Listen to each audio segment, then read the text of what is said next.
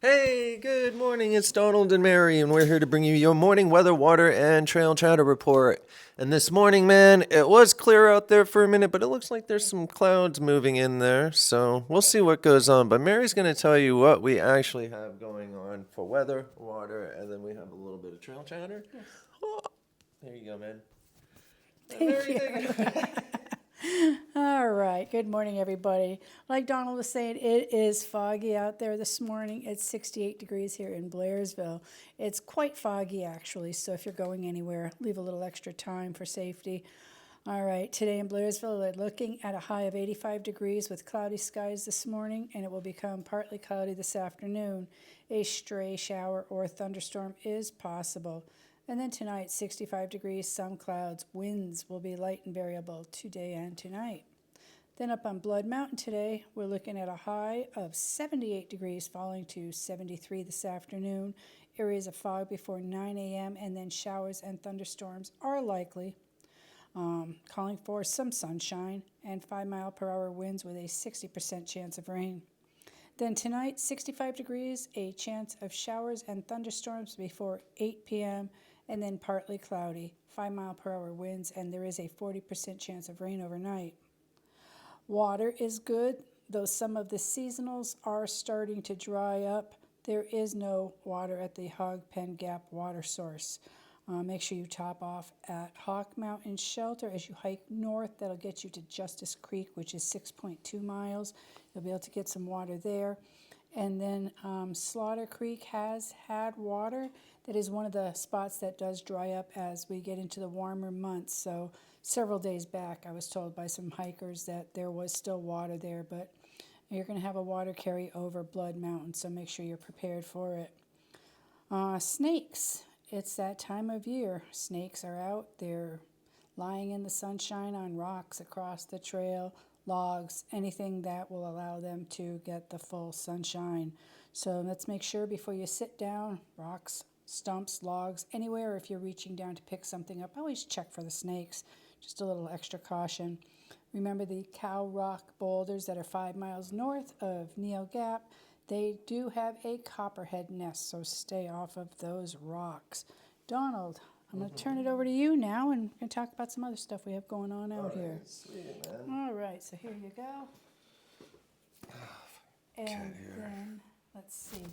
This is where I left off, so you can pick up right here and Sweet. continue on the other pages. All right. And You can so, that one and then behind. sweet. All right. So, I'm reading this for the first time also, and I like to read it, for the first time. So I'm equally as surprised as anyone else is at whatever's going on here. So my reactions are actually real, man. All right, and so what we have going on in the Smoky Mountains, all shelters are open. Closed campsites, though, are 90, 13, 23, 59, and 96. Spare warnings at Charlie's Bunyan. Campsites 21, 80, 6, 15, 64, and 65. Leave no trace, guys, wherever possible. Leave the area better than what you found it, or at least the same way. That's right. And that includes everyone. And I mean businesses that are leaving their cards on the kiosk. I don't care what business it is. We shouldn't be doing that stuff, man. There's all trails, there's far out, people have AWOL and all the, no one needs to leave their business cards on the signs. If you are advertising properly, your name should come up in a Google search, and everyone is Google searching. Or if you are a well-known driver or hostel or hotel or whatever services you offer, if you are well-known in the area, your name will get passed out. So there's no reason necessary for anyone to be leaving a card or papers or whatever on the kiosk signs, or taping them to trees, stapling them to trees, man. That's right. Nailing them to trees. I mean, I've seen it all. But the reason I bring this up too is because the other day I was mentioning about Unicoi Gap on Reddit, and people were coming out. I believe it was a couple businesses in the areas that actually do that. And I've had a few of them say something to me over the years because of what I say. Well, my opinions are because they break L&T rules, man. If you're not doing things that embarrass the other drivers or reflect on the other businesses, cool, man. We should all be, when we present ourselves, we should be presenting ourselves as professionals and not as a clown sideshow circus or a sideshow circus clown. That's how Mary and I run our business, and we believe that anyone else, it does reflect on us because we are one community as a whole, one community. Right. I'm going to keep it that way because it confuses people when I talk about the separation or the separated communities making one community or one whole community. And so I'm just going to say community. We are one community, and it is a small community, and what we do reflects on other businesses. So when you straight up break L&T rules, and this was this person's justification for leaving their cards on the signs, that the people in town need to see it. Well, no, leave no trace means leave no trace. That means don't leave anything behind. That goes for the kiosks, the parking areas, the trail, and the forest that the trail runs through. Doesn't mean if you throw it into the woods over the embankment, a bottle, that it's not on trail. It means that you just polluted, man, and littered and broken the leave no trace rules. It means when you leave something in a shelter, like an axe or food or whatever, man, let's leave no trace because someone's going to have to carry that out. It doesn't belong there, man. So I'm saying leave no trace for everyone. It doesn't make it okay because you say in your head, oh, it's okay. Leave no trace is set in stone. You know what I mean? The rules and regulations are set in stone. Leave no trace. You know what I want to add to that? Not only do we see businesses that pertain to the trail leaving business cards in the and signs pounding on the trees. But also over the years, nailed to the tree. There are services for like musical events. Yeah. Heating and air conditioning. Yeah. The list is long. Yeah, I have seen stuck in the kiosks. Like somebody's just going to roll up there and go, "Oh, heating and air conditioning, cool. Let me grab that card." Like it's the Publix bulletin board when you're walking out of a grocery store. Like. So, and we don't want that, man. It's ugly. It's gross, and that stuff actually gets scattered. People take those cards and just throw them on the trail, man. Trust me, dude. I've seen it with my own card that I passed out to someone.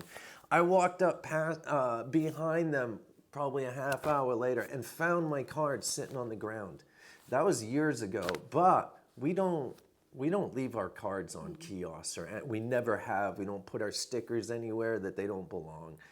We pass them out to the customers, but if they don't want them, they take pictures of it and then they stuff, we take the card back. We do not give out cards if people do not want them. That's right. It's just, it becomes a mess and they will throw it.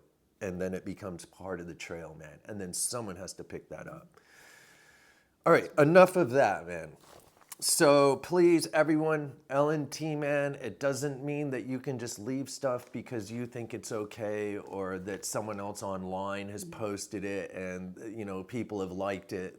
Leaving coolers full of food and stuff, man, is unattended is absolutely not cool. I wanted to say I saw a post yesterday about doing trail magic, and the majority of the opinions were kind of against it. Yeah. But then somebody towards the end of it wrote, "What a great idea! Yeah, just leave it there." Yeah, that's what I mean, because you always have those people right there that think it's okay, or they're the vicariously living through other people's hikes, man. Those cats are the biggest violators because they don't know. And then you have Jimmy over here. Everyone else is saying no, and then Jimmy and John say it's okay, or Janie, and then they argue about it on why it's okay, and it's absolutely not okay. So, and that includes businesses too, man. So please, everyone, if you're doing this stuff, man, please stop, man, please.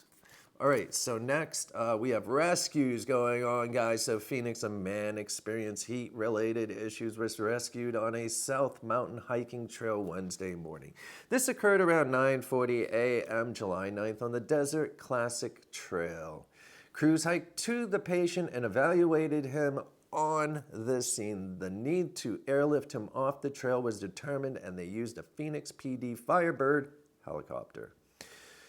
He was then transported to the hospital in stable condition. He was not identified by the Phoenix fire captain. Daniel Lee said he was elderly. Around the time the man was rescued, it was already over 100 degrees in Phoenix, man.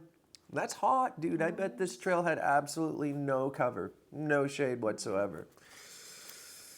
Get smoking out there, cooking under the sun. That's You right. know what I mean, dude? Actually, I just saw something on the news, man, about cops putting. You know how I watch those cop shows and stuff, man. And so I don't know if anyone roots the bad guys on, but dude, anyway, I'm in here like run, dude, run. Anyway, so.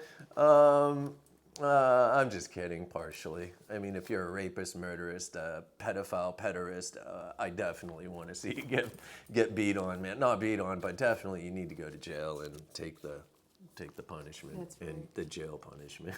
Anyways, we'll get off that. But so they were putting these guys on the ground in Phoenix, man, on the tar, and it was like cooking them. This dude has like the Phoenix cops, and it wasn't even the right guy. They were looking for someone that was shoplifting or something. They went up to this guy and he didn't know what was going on, and they just slammed him on the ground and held him there for 4 minutes. Dude, his whole body was just cooked, man, like it was a piece of meat. Yeah, no, man, he was messed up, dude, like 3rd-degree burns and stuff, man. Guy was messed up good, and it wasn't even the right guy.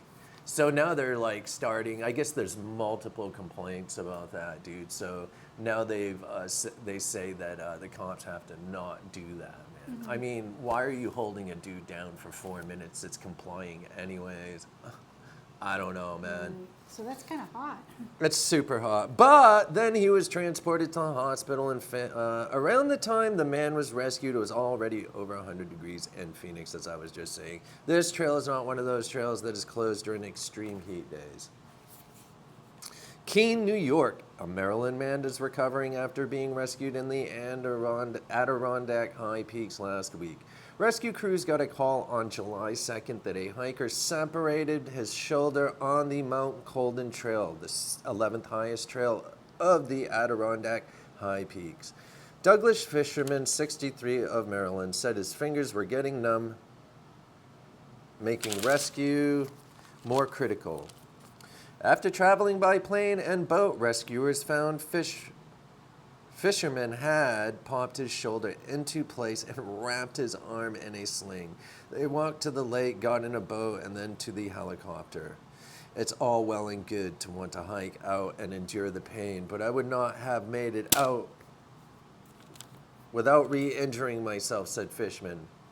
He is extremely grateful to the rangers who helped him, and he says his experience will serve as a reminder of the importance of calling for help, no matter how experienced you are.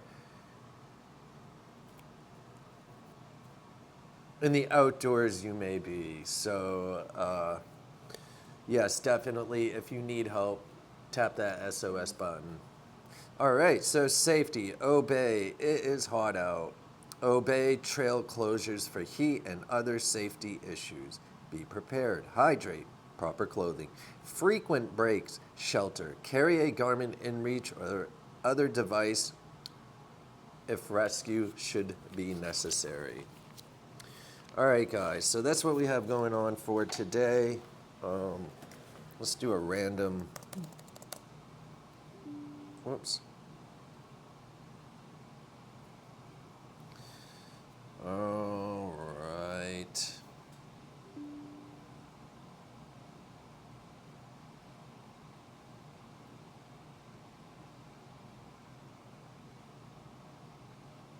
All right, and so,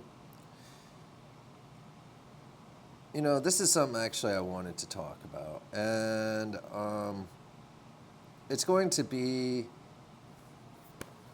about ticks this year. over the years, man, I remember as a kid, I could go out. I grew up in Maine, man, on a big farm.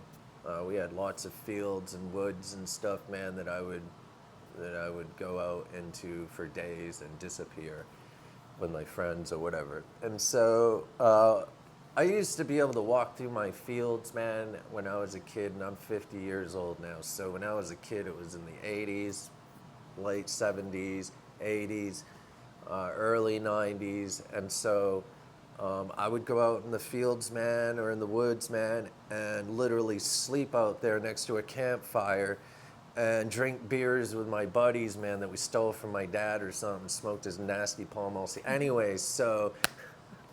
Anyways, man, we'd all hide out there, man, and literally, man, I never got a tick on me. In 2002-ish era, I moved away from Maine for years, and I moved to the south. When I went home to Maine, man, I went out searching for places because I used to grow weed a long time ago, and I was looking for spots, man, to plant plants. And so I'm walking around through these fields and stuff and through the woods that I used to play in. And definitely when I came out, man, I had numerous ticks on me. Like, I'd never seen anything like it. I mean, I had a tick here. I had numerous of them. Yeah, I had one on my neck, man, and they were dog ticks, man, but they were definitely everywhere. And so throughout the years, I've seen it get worse. And now it's like you can't even go outside in hot weather without getting a tick on you. Well, these ticks carry some nasty diseases, man. One of them is alpha-gal, which is the meat eating. You can't eat meat. You like sick. And I believe red meat makes you sick. Sometimes the other meats will make you sick too, but red meat is the big one with it.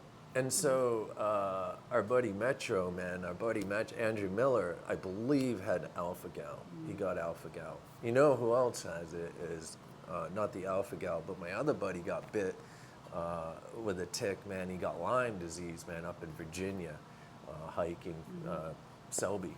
Yeah. And so my buddy James, man, or Jimmy, he, the one that painted our store and does our logos and stuff, but he also was contracted Lyme from a tick, man, a few years back, and it screwed him up, man. Like, he was messed up for a long time, and still is a little bit, man. And so long-lasting headaches, migraines, man, aches and pains. And actually this year, our buddy Coyote that used to work over at Lucky's place, man, what's that place called? Above the Clouds. Our buddy Coyote, man, was pushing some mileage. He was doing like 40, 50-mile days or something. I can't remember exactly what it was, but he got a tick on him right here, man, under his belt. And, you know, it sat there for 3 days, I guess, man. Did you see it? Well, no, but he was telling me that it was up under his belt and how, you know, like when he finally saw it, how rugged it was. And he was telling me at one point, he didn't even know how to get from point A to point B when he was driving. He said that it just screwed him up completely. Yeah, the infection, dude, just like takes you over, man. And so it was caught up under his belt, and he was in the hospital for like 3 or 4 days, man. And when he got out, he came over to the house. They're over in Tennessee. But he had a big old swollen, bruised spot right here on the side of his. He said it swelled up bad, dude. And so, I'm not. Did he say if he got Lyme or if he caught it in time? I can't recollect. Yeah, I can't remember either. I'll talk to him again, man. But it definitely messed him up, man. And so, and I know some other people with Lyme, man. I mean, it's pretty common actually out here a lot of people have gotten Lyme. And so please, I'm gonna actually do some work studying on it tonight, and then we'll go ahead and do that will be our trail chatter for tomorrow, is the how to preventative measures or steps that you need to take to make sure that you don't get hit by a tick out here, because they are horrible this year and for the last couple years. but it definitely have gotten worse over the years, man. So we need to definitely use permethrin and Check ourselves very well. yeah, there's a few other things you can use too, man. I'm gonna go ahead and write some stuff out, man, and so tomorrow we'll do a little section on our news channel about the ticks, and so. Anyways, is there anything else you'd like to say? No. Sweet. All right, kids, man. There's sales going on at Mountain Crossings, man.